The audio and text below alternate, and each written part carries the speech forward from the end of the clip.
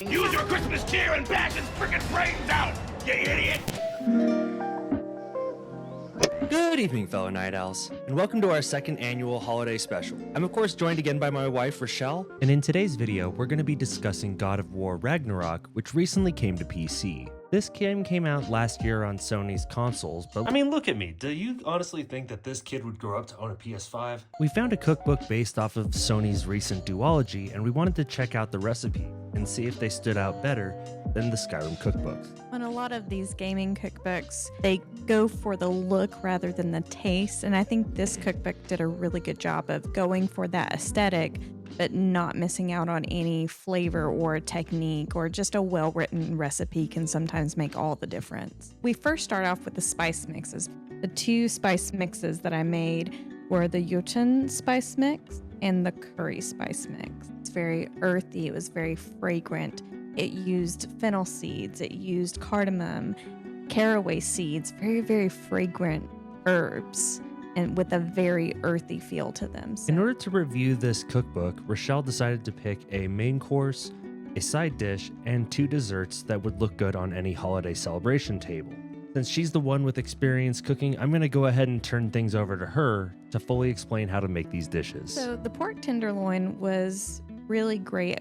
I couldn't get my hand on any prosciutto, so I subbed bacon in the recipe, and I used thick cut. It was very pretty. It was definitely one of those dishes where I would be proud bringing it to the table because of just how interesting the shape was. You cut into it and you have two medallions of pork in the middle wrapped in this beautiful red and green herbaceous mouthful of knockout flavor.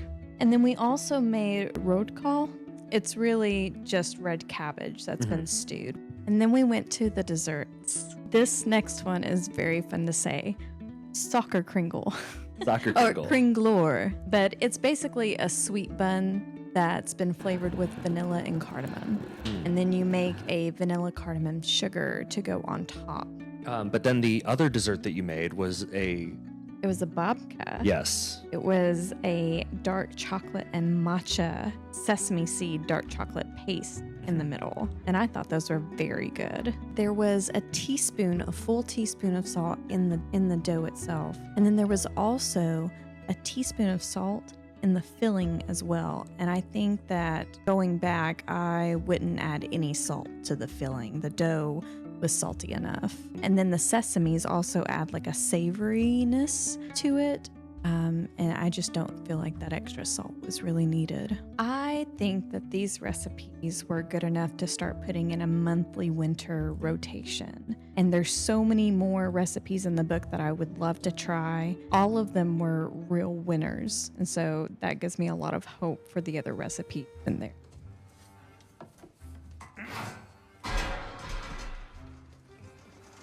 Is this sausage? Sure, why not?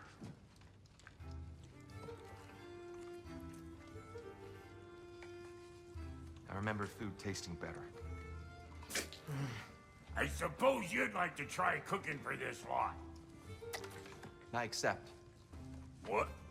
God of War Ragnarok isn't the first conclusion to a duology that I've seen, but it's the most recent and is an excellent game if you ever have a chance to play it. Ragnarok picks up where the 2018 remake left off, and it's a modern retelling of the Norse mythology event that is said to herald the end of the universe. Sony Studios Santa Monica has confirmed that this is the end of this version of God of War. But that's not to say that we won't see other places in the future, because I think it'd be interesting to explore the pantheons of other gods, so maybe they could go for like a South American God of War, or maybe an Egyptian God of War would be pretty cool.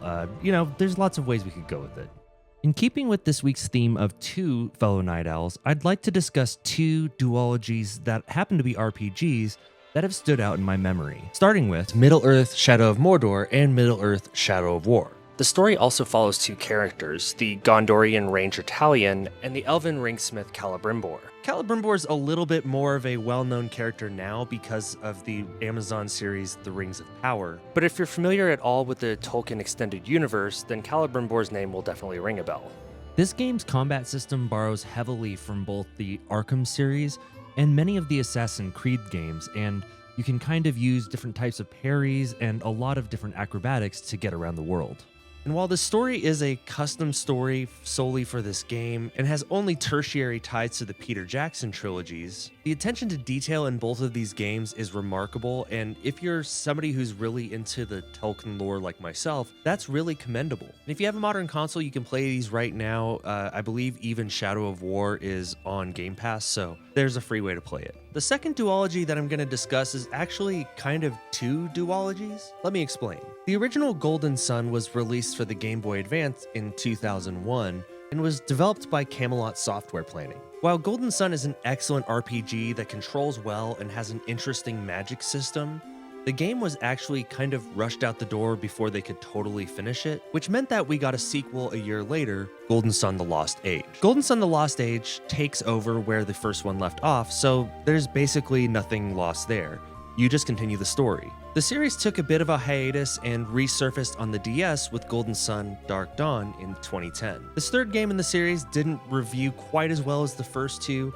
It was a little verbose for my take and just took a lot of time to play because of how much reading you had to do. They released these games for the Wii U Virtual Console, but that's dead as well, so probably the easiest way to access these two games is via the Nintendo Switch's Online Plus service. You can play it on original hardware or... So I just want to be clear about how I break this down. The original Golden Sun and its sequel, The Lost Age, I consider duology itself because they kind of finished the story that they were trying to tell. Golden Sun: Dark Dawn is a sequel to the second game, but because the second game is a direct sequel to the first, I kind of consider that a duology. But as for me and my house, we're going to treat this as two separate duologies kind of nested within each other. A duology of duologies, if you will. Jingle bells, Batman smell. But Noel, Noel, Santa's name has Noel. So what about you, fellow Night Owls? This Christmas, what duology would you want to replay? I know you could also throw in the obligatory any series from Valve. Let me know what you guys have in mind, or just what you're going to be playing over the holidays generally. And if you end up picking up the cookbook, let me know what recipes you try in the comments, and let me know how they ended up. My wife is already planning on making a few more recipes from this cookbook, so I'm looking forward to some really good meals. Make sure to stuff your stockings, fellow Night Owls, and we'll see you tonight.